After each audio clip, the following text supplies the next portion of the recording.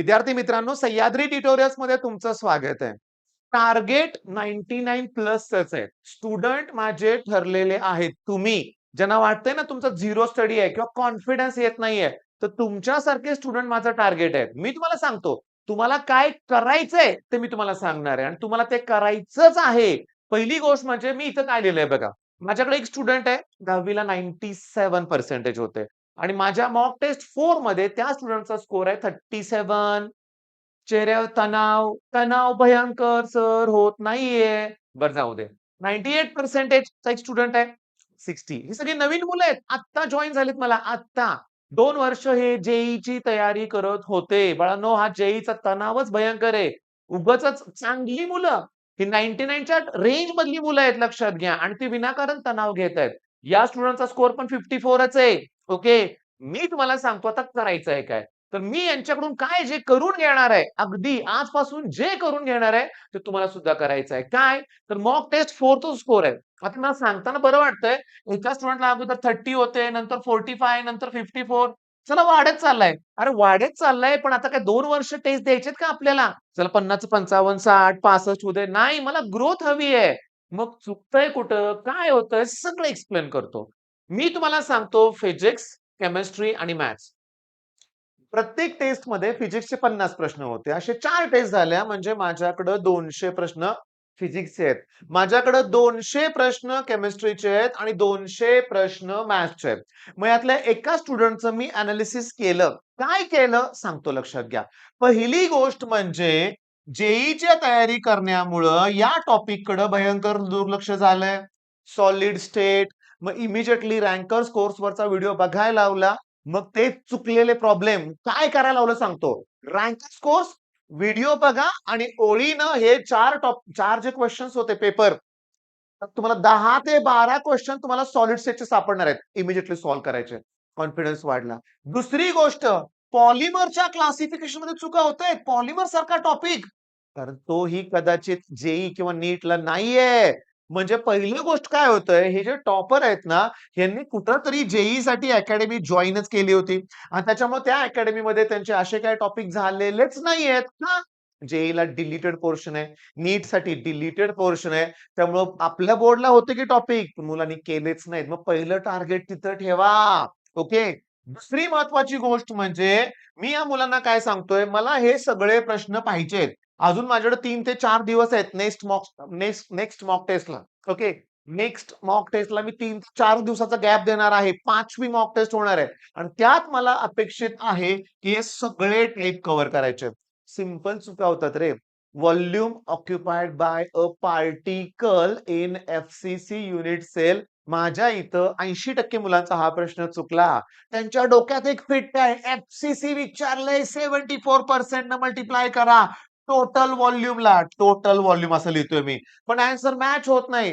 म्हणजे मी ह्यातल्या एका स्टुडंटने सांगितलं ना 5 मिनिटं तो स्टुडंट याच प्रॉब्लेम मध्ये अडकला होता. कारण आन्सरच जमेना. आन्सरच येईना. सरांनी तर असं शिकवलंय ना, आपण थांबा ना.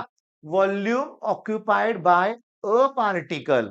Volume occupied bye all particles म्हटलं नाहीये. ऑल पार्टिकल्सचा 74% असतो. एका पार्टिकलचा विचारलाय. मग याला 4 ने डिव्हाईड केलं पाहिजे ना. मग आन्सर मॅच होतंय. आणि पण मॉक टेस्टमध्ये चुका कळतायत ना. मग तो स्कोर इम्प्रूव्ह होतोय. म्हणजे मी तुम्हाला सांगतो, तुम्ही या ह्याच्यात ऑर्गॅनिकवर फोकस करा रे. मी तुम्हाला सांगतो यांना मी टार्गेट दिलंय, की ऑर्गॅनिकचे 38 व्हिडिओ, रोज 10 व्हिडिओ बघा. बघा, पण प्रत्येक व्हिडिओ बघितल्यानंतर त्याचे एमसीक्यू ट्राय करायचे. होय, एमसीक्यू ट्राय करायचे. मग कॉन्फिडन्स वाढणार आहे. मग का नाही आपलं टार्गेट अचीव्ह होणार? होणार. मग दुसरी गोष्ट म्हणजे सध्या एवढा स्कोर आहे. या स्टुडंटचा स्कोर इथं आला पाहिजे, याचा पण वाढला पाहिजे. अरे याचा पण स्कोर नक्कीच वाढला पाहिजे. पण हे विथआऊट गेस आहेत बरं का. प्रामाणिकपणे सोडवलेले प्रश्न आहेत. तरी मी यांचं आणखीन एक सांगतो. ह्यांना कुठं काम करावं लागणार आहे ते तुम्हाला मी एक्सप्लेन करतो. आता एक स्टुडंट आहे. ओके. 60 प्रश्न बरोबर आलेत. त्यांच्यातला नाहीये. अजून कमी स्कोर असणारा एक मुलगा आहे.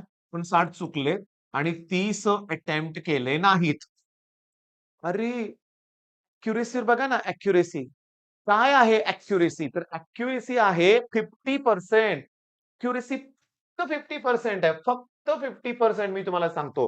अॅक्युरसी जास्त पाहिजे. आता मी तुम्हाला सांगतो. मी इथं तुम्हाला माझ्या टेस्ट हिस्ट्री दाखवतोय. अॅक्युरसी आहे 93%. तुम्ही जरा झूम करून बघा. 93%, 82%.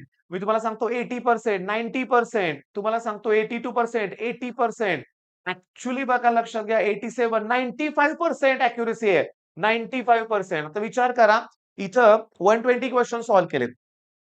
आणि 80% जरी अॅक्युरसी ठेवली असती, किती 80% अॅक्युरसी असती, तर 2-0, 2-0 बारा 96 म्हणजे बघा जवळ-जवळ अजून 36 प्रश्न एक्स्ट्रा बरोबर आले असते. पण ते नुसते मॅथेमॅटिकल कॅल्क्युलेशन नाहीये. एवढं का चुकतंय? मग तुमचं जे चुकलंय त्याच्यावर काम करा. सिरियसली ते पॉइंट्स क्लिअर करा. या पी-वाय-क्यूज सीईटीचा पेपर खूप सोपा असणार आहे. पण तुमच्या सिली मिस्टेकमुळे गोंधळ नको आहे. मग पहिली गोष्ट म्हणजे असे टॉपिक करायचे. मग हे जे आहे ना, ह्याच्यात कॉन्फिडन्सच येईना. रिझन काय? जे लेव्हलचे क्वेशन्स. अरे, एक काम करा. तुम्ही टार्गेट पब्लिकेशन ना 2025च्या सीईटीचं बुक घ्या. म्हणजे त्यांनी सगळे क्वेशन पेपर एकत्र दिलेले. घ्या बुक, मागवा ऑनलाईन. का माहितीये का? त्यात सगळे पेपर एका दमात बघा. सगळे पेपर म्हणजे अख्खा पेपर. हे ऑनलाईन काय होतं तुम्ही एक क्वेशन बघताय, तुमच्या लगेच पटकन एनालिसिस जमत नाही. माझी इच्छा आहे, की 2025चे जे सीईटीचे सगळे पेपर तुम्ही सॉल्व्ह करा मॅथ्सचे. होय करा, तुम्हाला चांगलं पर्सेंटेज आणायचंय. मग तुमच्या लक्षात येईल कुठलाही डिफिकल्टी लेव्हल. 15 क्वेशन तर एकदम ईझी येतायत 15 क्वेशन. ओके. त्याच्यानंतर 25 मॉडरेट लेव्हलचे आहेत आणि तुम्हाला सांगतो 10 जेईई लेव्हलचे आहेत. हे सापडतच नाहीत तुम्हाला, हे सापडतात. हे कसे काय शोधता कुणास ठाऊक तुम्ही. ह्याच्यावर मात्र तुमचा फोकस असतो. लगेच तुम्हाला ते प्रश्न दिसतात. लगेच तुम्ही डिक्लेअर करून टाकता. अवघड पेपर आहे, जेईई लेव्हलचा पेपर आहे. अरे, हे 15 प्रश्न ॲट एनी कॉस्ट मला हवे आहेत. इथंच 30 मार्क होतायत. केमिस्ट्रीमध्ये अॅक्युरसी मला जास्त पाहिजे, तिथं 40 स्कोर हवाय. म्हणजे इथंच 70 बेसिक झालं. पण मी काय म्हणतोय, हे 35 प्रश्न आहेत.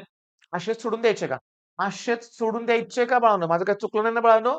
बरोबर आहे ना? हां, 70, 35, 70 मार्काचा एक आहे. असंच सोडणार आहे आपण? नाही ना, तिथं पण मिळवणार आहे. म्हणजे मॅथ्समध्ये तुम्ही 50 केलं, केमिस्ट्रीमध्ये 40, फिजिक्समध्ये 20. अरे जावा की 110 कडे म्हणजे 110 म्हणजे 98 कडे पर्सेंटाइल आहेत. होय, बरोबर आहे. माझ्यावर विश्वास ठेवा. 97 टू 98 पर्सेंटाइल आहेत. मग पडू दे ना असे मार्क तुम्हाला. मी तुम्हाला सांगतो, की आता 4 ते 5 दिवसात जी आपली फुल लेंथ टेस्ट होणार आहे, त्यात तुम्ही ऑप्शन एलिमिनेशन करा. होय. आणि जर तुम्हाला 4 पैकी 2 ऑप्शन एलिमिनेट करता येत असतील, तर गेस करायचंय तुम्ही. करा गेस. करा. मी तुम्हाला परमिशन देतोय, गेस करा. मग आता गेस करायचंय, मग हुडका. तुक्का मारने की निंजा टेक्निक. नाही बाळांनो, हे असले व्हिडिओ नका शोधू. अ, असले व्हिडिओ बिलकुल शोधू नका. मी तुम्हाला सांगतो, लॉजिकल एलिमिनेशन व्हायला पाहिजे. म्हणजे थिंकिंग करून. म्हणजे बघा, periodic time of simple pendulum is directly proportional to length. आता तुम्ही जर लेंथ वाढवली, तर पिरियड टाइम वाढणार आहे. वाढणार आहे, मग ॲन्सर 2/3t येऊ शकतं. का 3/2t? हे अतिशय इम्पोर्टंट आहे. 2/3 नाही येऊ शकत. हा ॲन्सर लेस दॅन 1 आहे. हा ग्रेटर दॅन 1 आहे. याचा पिरियड टाइम इथं वाढलाय. मग तुम्हाला असा विचार करून तुम्ही ॲन्सर लिहू शकता, हे लक्षात घ्या. मग मुद्दा असा आहे, माझं म्हणणं एकच आहे. मला एकच गोष्ट हवी आहे, तुमच्या सगळ्यांचं उज्ज्वल ज जबरदस्त रिझल्ट हवाय आणि उज्ज्वल भविष्य त्यातून घडणार आहे. लक्षात घ्या 99 प्लसच टार्गेट पाहिजे. नाहीये तुम्ही झिरो स्टडी. माझा स्कोरिंग आता हे जे स्टुडंट आहे ना, हा स्टुडंट पर्टिक्युलर बरं का. जेव्हा मला भेटला ना, तेव्हा चेहऱ्यावर इतका तणाव होता. स्कोर इम्प्रूव्हच होत नाहीये. मग मी माझ्या मुलाला सांगितलं, "जरा बघ." तेव्हा त्याच्या लक्षात आलं, अर्धे-अर्धेच क्वेशन सोडवलेत सगळे मॅथ्सचे. म्हणजे अर्धे सोडवलेत, अप्रोच बरोबर आहे. पण फायनल पर्यंत पोहोचत नाहीये तुम्ही. मग प्रॅक्टिस कमी पडते. होय, प्रॅक्टिस कमी पडते. अजून वेळ आहे. अजून वेळ आहे. आता तुम्हाला ना 15-15, 16-16 तास अभ्यास करण्याची गरज आहे. ढीगभर मॉक टेस्ट तुम्ही द्यायचे नाहीयेत. ओके. 4-5 दिवसांनी मी अरेंज करेन, ती मॉक टेस्ट द्या. बरोबर आहे? त्याच्यानंतर अल्टरनेट डेला अरेंज करणार आहे. हो, अल्टरनेट डे. मग आता तुम्ही नंतर मॉक टेस्ट हा तुमचा अभ्यास. मॉक टेस्ट देणे, क्वेशन पेपर एनालिसिस करणे. मॉक टेस्ट देणे, क्वेशन जोपर्यंत सीईटीची तुमची शिफ्ट येत नाही तोपर्यंत. सीईटीच्या शिफ्टच्या अगोदर समजा तुम्हाला 15 तारीख आली एप्रिलची. समजा म्हणतोय मला माहित नाही कुठल्या तारखा आहेत. 15 तारीख आली, तर 9 तारखेपासून मॉक टेस्ट देणं बंद करायचं. होय. पण ऐका ना, पहिला अटेम्प्ट आहे बाळांनो. हां.